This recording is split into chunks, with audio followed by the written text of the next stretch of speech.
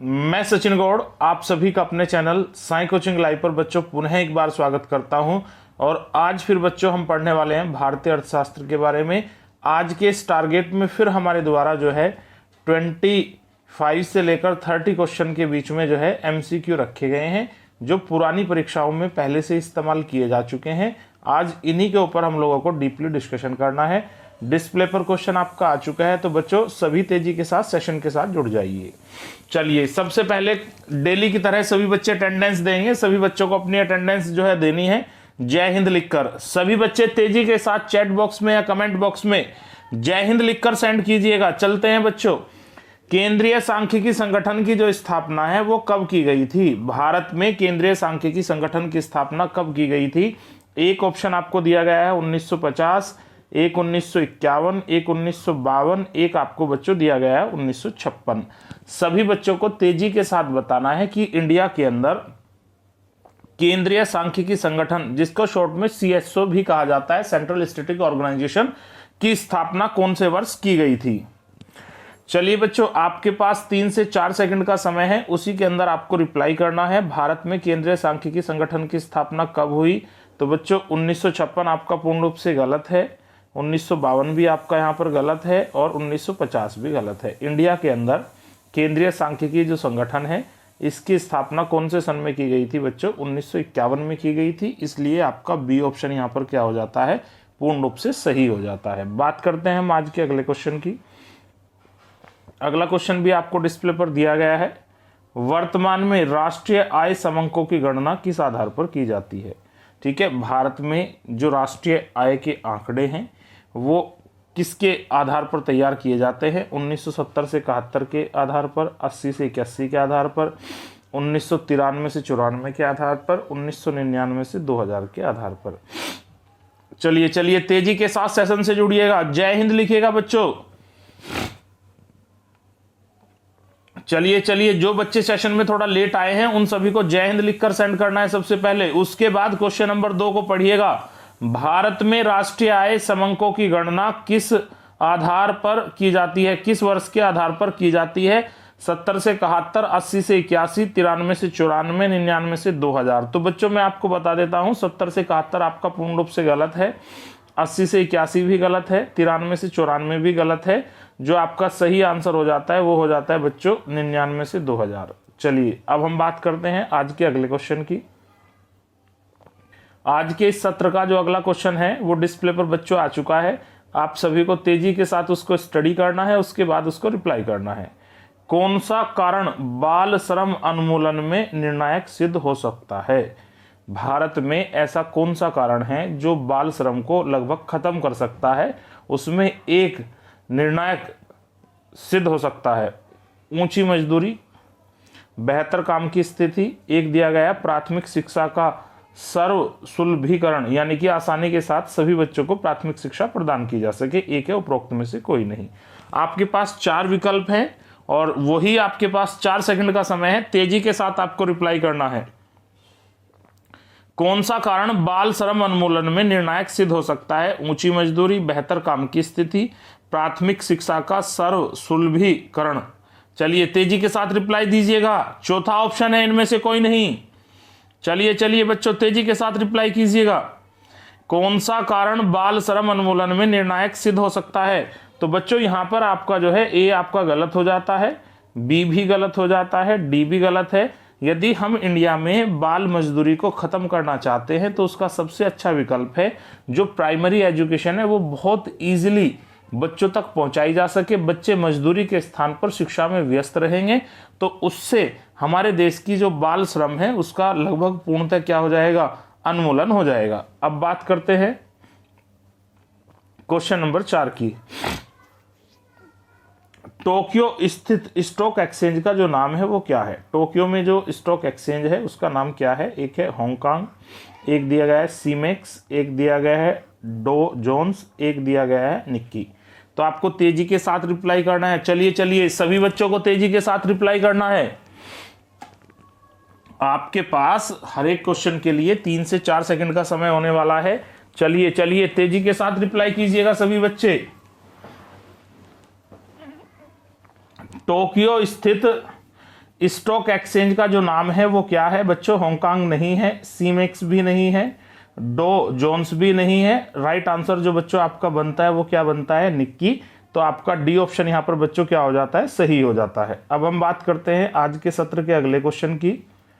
वर्ष 2001 की जनगणना के आधार पर भारत की जो कुल जनसंख्या थी वो कितनी थी? 1.02 अरब, 1.04 अरब, 1 अरब और एक आपको दिया गया है 1.6 अरब।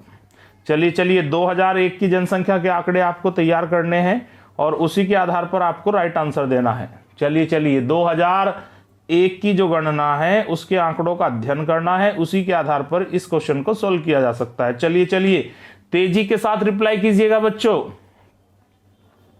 चलिए मैं आपको बता देता हूं 1.6 भी गलत है, 1 भी गलत है, 1.04 भी गलत है। भारत की जो 2001 की जनगणना है उसके अनुसार भारत की जो कुल जनसंख्या है वो कितनी थी? 102 करोड़ यानी कि 1.02 अरब। तो बच्चों यहां पर आपका जो है ए ऑप्शन ठीक हो जाता है। अब हम बात करते हैं आज के अगले क्वेश्चन की। अब अगला क्वेश्चन यहां पर है, भारत सरकार द्वारा नई खनिज नीति की घोषणा कब की गई थी? दो बात है बच्चों, एक है नई औद्योगिक नीति, एक है नई खनिज नीति। दोनों के आंसर आपके बिल्कुल अलग अलग हैं और दोनों के ही आंसर आपको क्वेश्चन के अंदर दिए गए हैं। हड़बड़ाहट में, जल्दबाजी में गलत आंसर नहीं करना है, आपको क्वेश्चन को ध्यान से पढ़ना है। चलिए बच्चे, एक आपको दिया गया है 1991, एक 1992, एक 93 दिया गया है, एक आपको दिया गया है 94। 4 विकल्प आपके पास हैं, उसी से आपको जो है एनालाइज करना है कि कौन सा ऑप्शन आपका ठीक है। चलिए तेजी के साथ रिप्लाई। चलिए सभी बच्चे तेजी के साथ रिप्लाई करेंगे।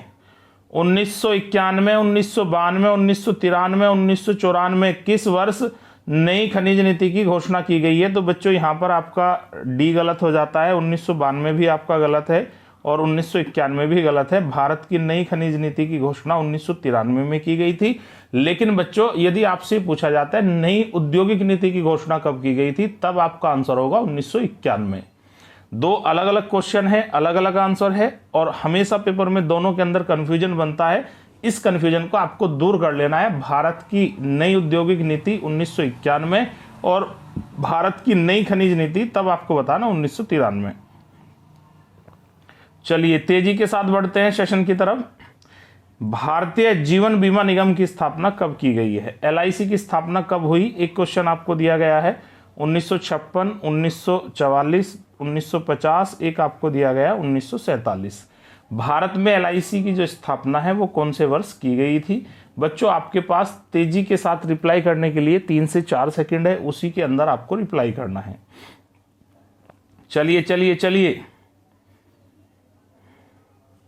चलिए तेजी के साथ रिप्लाई कीजिएगा। LIC की स्थापना 1947 में नहीं हुई, डी आपका गलत है। 1950 में भी नहीं हुई, ये भी आपका गलत है। 1944 में भी नहीं हुई, ये भी गलत है। और जो पूर्ण रूप से सही है वो आपका 1956 है। भारत में LIC की स्थापना 1956 में की गई थी। अब बच्चों हम बढ़ते हैं क्वेश्चन नंबर 8 की तरफ। क्वेश्चन नंबर 8 बच्चों डिस्प्ले पर आ चुका है, उसी के अनुसार आपको आंसर देना है। भारत में रुपये का अवमूल्यन पहली बार कब हुआ था? तो आप सभी को तेजी के साथ बच्चों रिप्लाई करना है कि भारत में रुपये का अवमूल्यन जो है पहली बार कब हुआ था। एक आपको दिया गया है 1966, तो ये आपका गलत है। एक आपको दिया गया है 1949, एक दिया गया है 1972, एक दिया गया है 1978। चलिए बच्चों तेजी के साथ रिप्लाई कीजिएगा। भारत में रुपए का अवमूल्यन पहली बार कब किया गया? 1966 में आपको बता चुका हूं, ये पूर्ण रूप से गलत है। बस अब आपके पास कितने विकल्प बचते हैं? 3, उसी से आपको आंसर देना है। भारतीय रुपए का अवमूल्यन अब तक 3 बार हो चुका है और आपको बताना है पहली बार अवमूल्यन कब हुआ था। 1966 एक दिया गया है, एक दिया गया है 1949, एक 1972 और एक आपको दिया गया 1978। चलिए तेजी के साथ रिप्लाई कीजिएगा। 1978 आपका क्या है? यहाँ पर गलत है। 1972 भी गलत है। भारतीय रुपए का पहली बार जब अवमूल्यन हुआ तो वो साल कौन सा था? 1949। 1949 के दौरान ही भारतीय रुपए का पहली बार अवमूल्यन हुआ अंतरराष्ट्रीय स्तर पर। जब रुपए का महत्व कम हो जाता है 1 रुपए से भी नीचे, तब आप उसे कह सकते हैं अवमूल्यन की स्थिति। चलिए अब हम बढ़ते हैं बच्चों अगले क्वेश्चन की तरफ। भारत में मुद्रा जारी करने का एकमात्र अधिकार किसके पास है? भारत में जो 1 रुपये का सिक्का और 1 रुपये का नोट है उसको जारी करने का जो अधिकार है वो भारत सरकार को है, लेकिन उससे अलग भारत की जितनी भी मुद्रा है उसे प्रिंट करने का, उसे जारी करने का जो अधिकार है वो किसके पास है? एक आपको दिया गया है भारत सरकार, एक योजना आयोग, एक भारतीय स्टेट बैंक, एक आपको दिया गया है रिजर्व बैंक। चलिए सभी बच्चे तेजी के साथ रिप्लाई करेंगे। भारत में मुद्रा जारी करने का एकमात्र अधिकार किसको है? चलिए बच्चों तेजी के साथ रिप्लाई कीजिएगा 3 से 4 सेकंड में। उन बच्चों को मैं एक बार कह देना चाहता हूं जो बच्चे क्वेश्चन का आंसर नहीं दे रहे हैं, ईमानदारी के साथ सभी को अपने जो है क्वेश्चन का आंसर देना है और डेली शाम को 9 बजे सेशन के साथ लाइव जुड़ जाना है। चलिए भारत में मुद्रा जारी करने का जो एकमात्र अधिकार है वो किसको है? भारत सरकार यहां पर गलत है, योजना आयोग भी गलत है, भारतीय स्टेट बैंक भी गलत है। 1 रुपये की करेंसी को छोड़कर बाकी जितनी भी भारत की करेंसी है, चाहे 10 का नोट हो, 5 का नोट हो, 1000 का हो, 2000 का हो या 500 का हो, सभी प्रकार की जो करेंसी है उसको जारी करने का जो अधिकार है वो किसको है? भारतीय रिजर्व बैंक को है।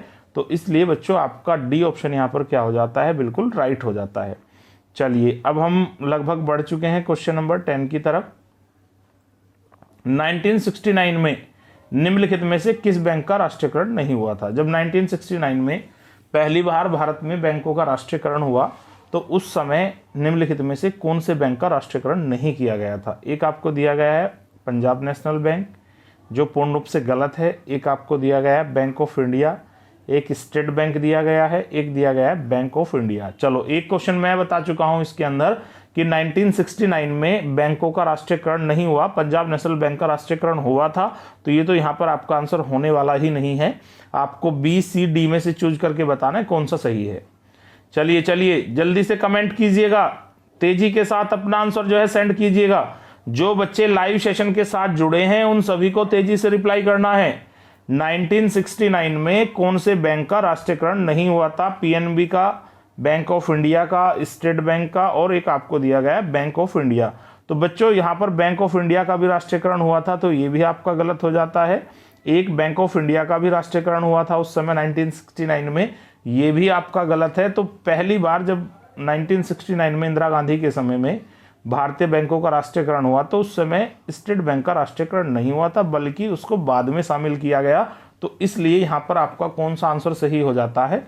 सी सही हो जाता है। चलिए अब हम और थोड़ा सा क्लास को आगे लेके चलते हैं।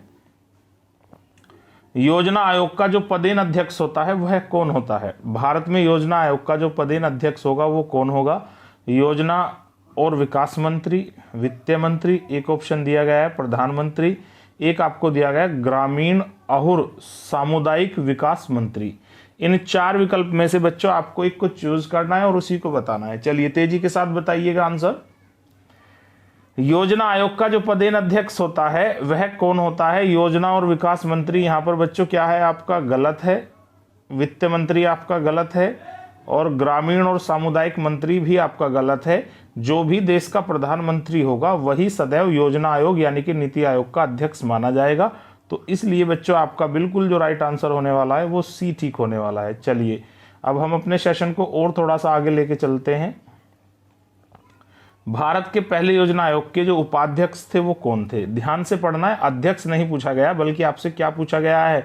उपाध्यक्ष पूछा गया है। अगर हम अध्यक्ष की बात करते हैं, जो देश का प्रधानमंत्री होगा वही अध्यक्ष होगा, लेकिन बच्चों यहाँ पर आपसे अध्यक्ष नहीं पूछा गया है बल्कि आपसे उपाध्यक्ष पूछा गया है। एक आपको दिया गया है जवाहरलाल नेहरू, एक दिया गया है जगजीवन राम, एक गुलजारी लाल नंदा और एक दिया गया आर के षणमुखम शेट्टी। चलिए बच्चों तेजी के साथ आपको रिप्लाई करना है। प्रथम योजना आयोग के जो उपाध्यक्ष थे वो कौन थे बच्चों? जवाहरलाल नेहरू, जगजीवन राम, गुलजारी लाल नंदा, आर के षणमुखम शेट्टी। चलिए तेजी के साथ आंसर कीजिएगा 3 से 4 सेकंड में। भारत का जो पहला योजना आयोग था उसके उपाध्यक्ष कौन थे? पंडित नेहरू गलत है क्योंकि ये तो अध्यक्ष थे। बाबू जगजीवन राम भी यहाँ पर आपका गलत है और आर के षणमुखम शेट्टी भी बच्चों आपका यहाँ पर क्या है? गलत है। भारत के योजना आयोग के पहले उपाध्यक्ष का नाम क्या था? गुलजारी लाल नंदा, यानी कि बच्चों आपका जो राइट आंसर है वह सी है। आपको अच्छे से याद कर लेना है। चलिए अब हम बात करते हैं आज के 13वें क्वेश्चन की। जो बच्चे आज के सेशन में लेट जुड़े हैं उन बच्चों को सबसे पहले अपनी अटेंडेंस देनी है जय हिंद लिखकर, और उसके बाद जहां से आप सेशन के साथ जुड़े हैं वहीं से मन लगा के सभी आंसर का रिप्लाई करना है। और मैं उन सभी बच्चों को कह देता हूं कि जो डेली सेशन को बीच में छोड़कर भाग जाते हैं उनको भागना नहीं है, ये लाइफ है, आप कहां तक भागोगे। चलिए, भारत के लिए नियोजित अर्थव्यवस्था नामक जो पुस्तक है वो किसके द्वारा लिखी गई थी। इंडिया में एक किताब लिखी गई है जिसका नाम था नियोजित अर्थव्यवस्था। ये जो बुक है ये किसके द्वारा लिखी गई थी।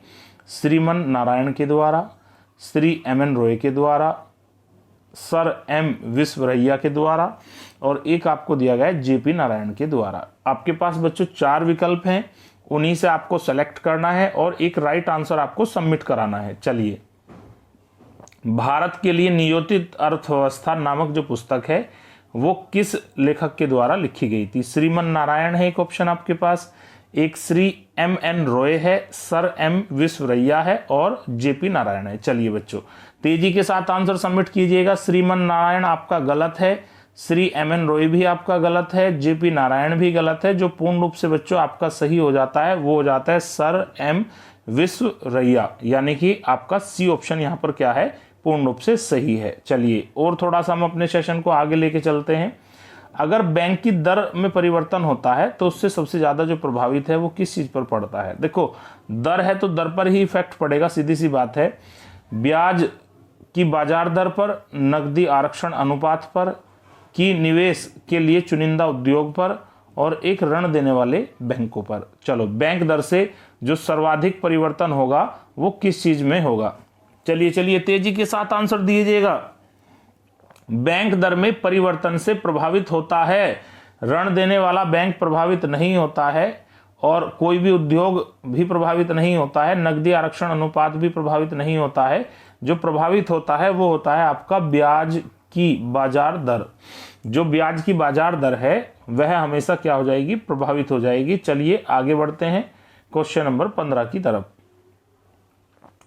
उपभोक्ता जागरूकता आंदोलन की जो शुरुआत है वह कौन से देश से की गई थी। सभी बच्चों को बड़े अच्छे मन के साथ जो है अपने अपने जो आंसर हैं वो सबमिट कराने हैं। उपभोक्ता जागरूकता जो आंदोलन है इसकी शुरुआत कौन से देश से हुई थी। एक आपको दिया गया है यूएस से, एक दिया गया है जापान, एक आपको दिया गया है चीन, एक बच्चों दिया गया है इंग्लैंड। उपभोक्ता जागरूकता जो आंदोलन है उसकी शुरुआत कौन से देश से हुई थी। चलिए सब बच्चे तेजी के साथ अपने आंसर सबमिट कराएंगे। चलिए तेजी के साथ आंसर सबमिट कीजिएगा 3 से 4 सेकंड में। उपभोक्ता जागरूकता जो आंदोलन है उसकी शुरुआत अमेरिका से नहीं हुई थी, ये आपका गलत है। जापान भी गलत है और चीन भी गलत है। बच्चों, उपभोक्ता जागरूकता जो आंदोलन है ये कहां से शुरू हुआ था, इंग्लैंड से शुरू हुआ था। आप लोगों को याद कर लेना है। इन फ्यूचरली जहां भी आपसे ये पूछा जाएगा वहां आपको इसका राइट आंसर देना है। चलिए अब हम बढ़ते हैं क्वेश्चन नंबर 16 की तरफ। उपभोक्ता अधिकार जो दिवस है ये कौन सी तारीख को मनाया जाता है। एक आपको दिया गया है 17 मार्च, एक आपको दिया गया है 15 मार्च, एक 19 अप्रैल और एक बच्चों आपको दिया गया है 22 अप्रैल। उपभोक्ता अधिकार जो दिवस है ये कौन सी तारीख को मनाया जाता है। चलिए 3 से 4 सेकंड के अंदर आपको रिप्लाई करना है। चलिए बच्चों तेजी के साथ रिप्लाई कीजिएगा।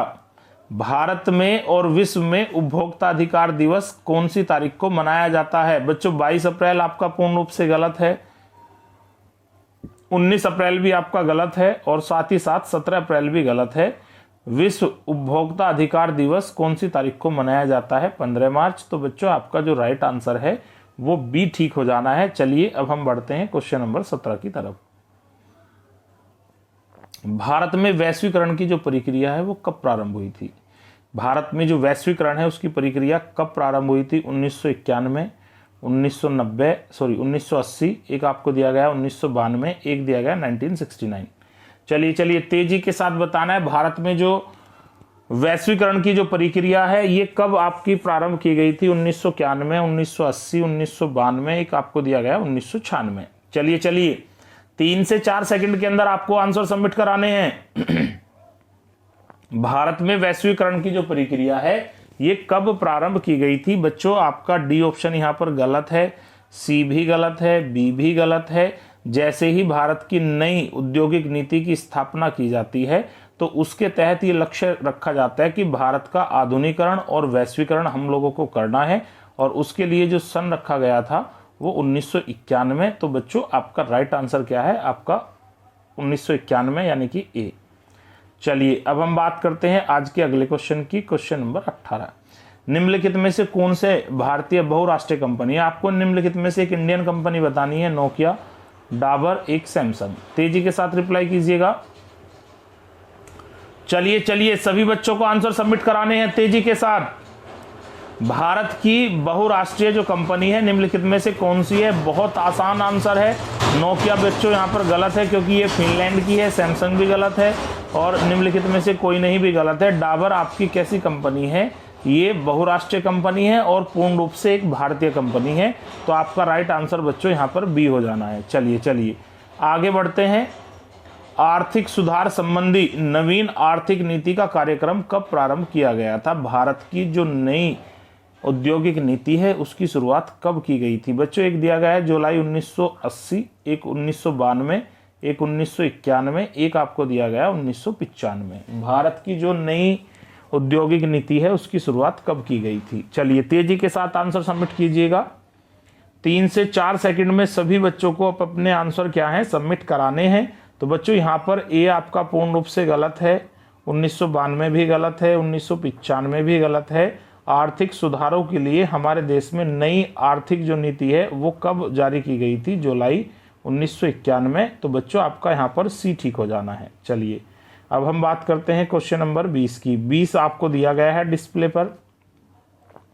भारत को किस औद्योगिक क्षेत्र में अधिक सफलता मिली? हमारे देश को कौन से औद्योगिक क्षेत्र में वर्तमान समय में एक अच्छा ग्रोथ मिला है और वो भारत का सबसे ज़्यादा इम्प्रूव होने वाला, ग्रो करने वाला सेक्टर है वर्तमान समय में? 2022 के अंदर ऐसा कौन सा बिजनेस है जो तेजी के साथ इंडिया के अंदर बढ़ा है, उसमें इंडिया को सफलता मिली है? चलिए एक है कंप्यूटर हार्डवेयर, एक कंप्यूटर सॉफ्टवेयर, एक दोनों है, एक निम्नलिखित में से कौन सा कोई नहीं। चलिए भारत में किस उद्योग के क्षेत्र में हम लोगों को अधिक सफलता मिली है? बच्चों कंप्यूटर हार्डवेयर यहाँ पर गलत है, दोनों भी आपका गलत है और डी भी आपका गलत है।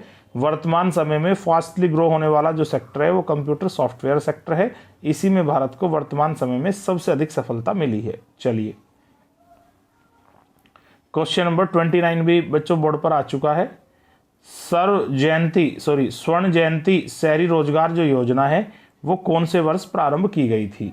स्वर्ण जयंती शहरी रोजगार जो योजना है वो किस वर्ष इंडिया में जारी की गई थी? एक ऑप्शन आपको दिया गया है 1995, एक 1990, एक 2000 और एक दिया गया है 1997। चलिए बच्चों तेजी के साथ क्वेश्चन को समझना है और उसी के साथ आप लोगों को रिप्लाई कर देना है। स्वर्ण जयंती शहरी रोजगार जो योजना है उसकी शुरुआत हमारे देश में कब हुई थी? एक ऑप्शन बच्चों 1995 है, एक 1990 है, एक 2000 है, एक 1997 है। चलिए तेजी के साथ रिप्लाई कीजिएगा। बच्चों 1995 आपका गलत है पूर्ण रूप से, 1990 भी गलत है, 2000 भी आपका यहाँ पर गलत है। स्वर्ण जयंती शहरी रोजगार जो कार्यक्रम है हमारे देश में कब चलाया गया था बच्चों? ये 1997 में चलाया गया था, तो इसलिए आपका जो राइट आंसर है यहाँ पर 1997 है। चलिए आगे बढ़ते हैं। अब हम थोड़ा सा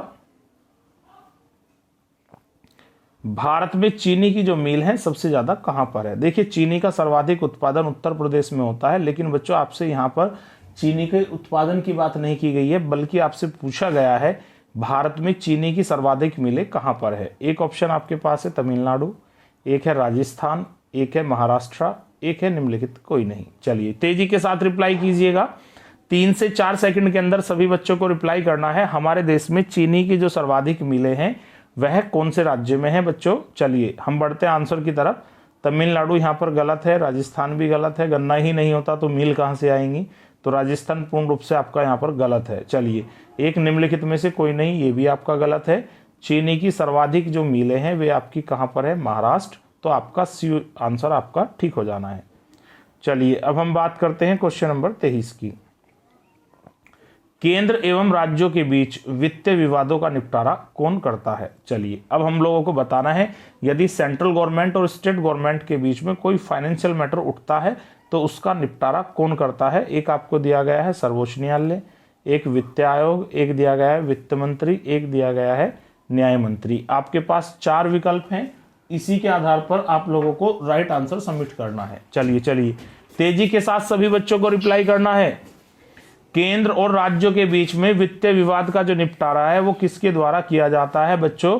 यहां पर सर्वोच्च न्यायालय, ये ऑप्शन गलत है, न्याय मंत्री भी आपका गलत है, वित्तीय मंत्री भी गलत है, बल्कि केंद्र और राज्यों के बीच में जो वित्तीय मैटर उठते हैं उन सभी का निपटारा किसके द्वारा किया जाता है? तो वित्त आयोग के द्वारा किया जाता है। तो बच्चों आपका जो राइट आंसर है वो बी ठीक हो जाना है। यहाँ पर 23 का जो राइट आंसर है वो बी ठीक है। चलिए अब हम बढ़ते हैं आगे।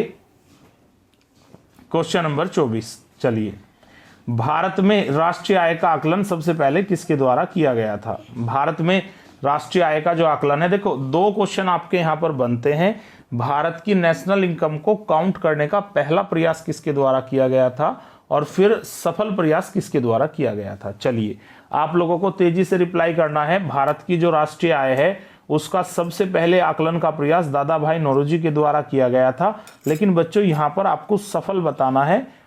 चलिए तेजी के साथ बढ़ेंगे। एक ऑप्शन दिया गया है महालनोबिस, एक दिया गया है दादा भाई नौरोजी, एक दिया गया है BKRV राव, एक आपको दिया गया है सरदार पटेल। 4 विकल्प बच्चों आपके पास हैं, उसमें से आपको बिल्कुल राइट का चयन करना है और अपना आंसर चैट बॉक्स में सबमिट कराना है।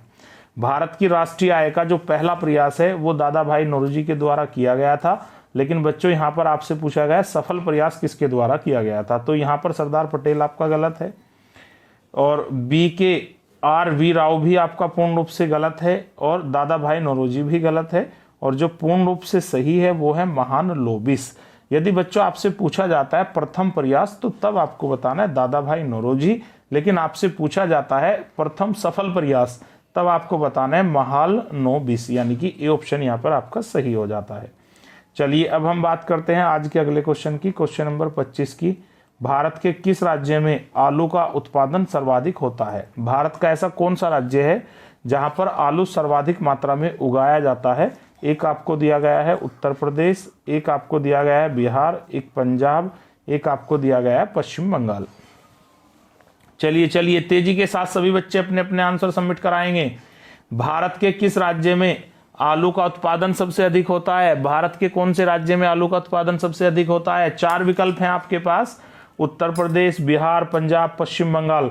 तो बच्चों यहाँ पर आपका जो है डी गलत है पूर्ण रूप से, पंजाब भी गलत है, बिहार भी गलत है। भारत में सर्वाधिक आलू जो है वो कहाँ उगाया जाता है? उत्तर प्रदेश, इसलिए आपका राइट आंसर ए हो जाना है। चलिए क्वेश्चन नंबर 26 की तरफ बढ़ते हैं। निम्नलिखित में से कौन सा बैंक भारत का केंद्रीय बैंक है? चलिए आप सभी को बताना है भारत का जो केंद्रीय बैंक है, सेंट्रल बैंक है, वो किसको माना जाता है? एक स्टेट बैंक ऑफ इंडिया दिया गया है, एक बैंक ऑफ इंडिया भी दिया गया है, यूनियन बैंक ऑफ इंडिया भी दिया गया है, रिजर्व बैंक ऑफ इंडिया भी दिया गया है। 4 विकल्प आपके पास हैं। भारत का जो केंद्रीय बैंक है वो कौन सा है? बहुत ही आसान क्वेश्चन है, आप सभी को रिप्लाई करना है तेजी के साथ। चलिए सभी बच्चे तेजी के साथ रिप्लाई करेंगे। भारत का जो केंद्रीय बैंक है वो स्टेट बैंक ऑफ इंडिया नहीं है।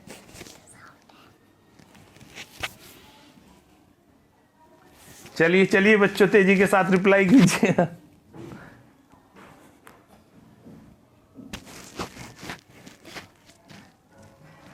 चलिए थोड़ा सा जो है बच्चे डिस्टर्ब कर रहे हैं।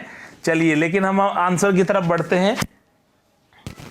भारत का जो केंद्रीय बैंक है वो स्टेट बैंक ऑफ इंडिया नहीं है, बैंक ऑफ इंडिया भी नहीं है, यूनियन बैंक ऑफ इंडिया भी गलत है बच्चों। यहां पर आपका रिजर्व बैंक ऑफ इंडिया पूर्ण रूप से क्या हो जाता है? सही हो जाता है। चलिए मैं क्षमा चाहता हूं, बच्चों ने क्वेश्चन नंबर 26 के अंदर थोड़ा सा डिस्टर्ब किया है लाइव सेशन में, लेकिन अब हम बढ़ते हैं क्वेश्चन नंबर 27 की तरफ।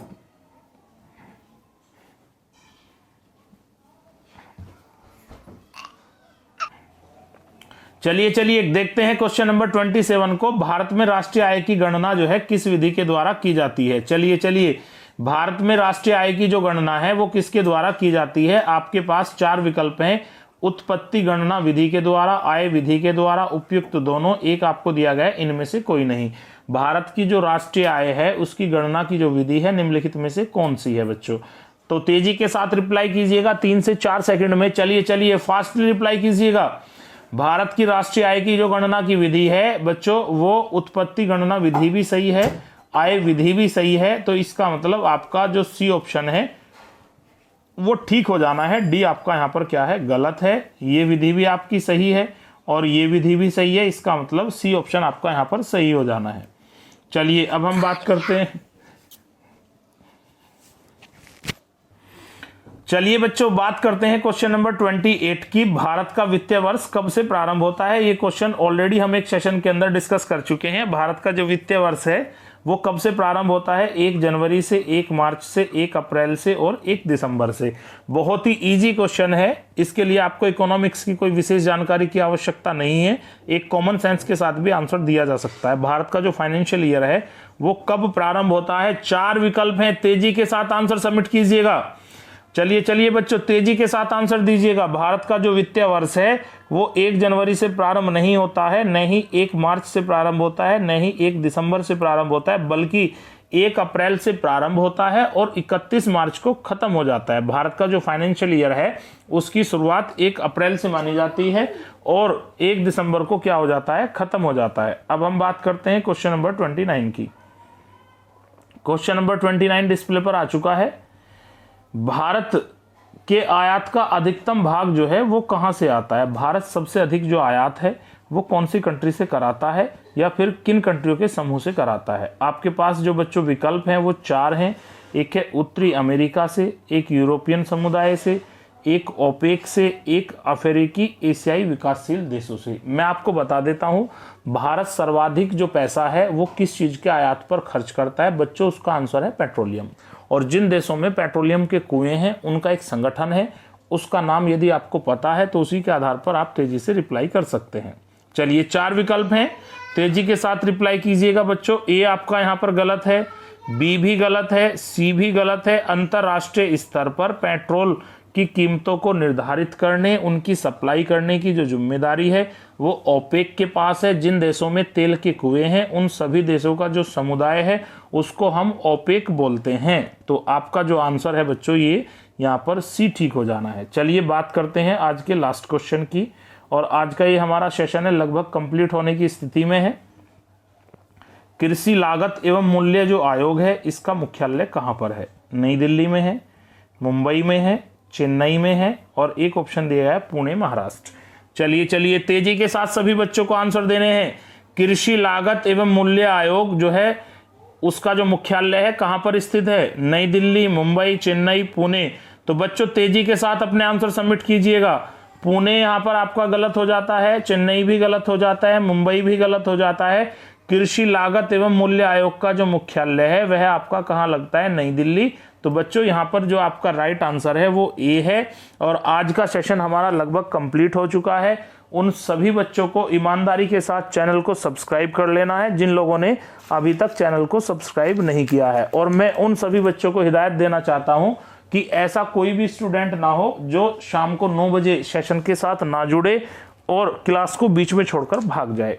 Thank you so much. आज का जो लेक्चर है हमारा कंप्लीट हो चुका है।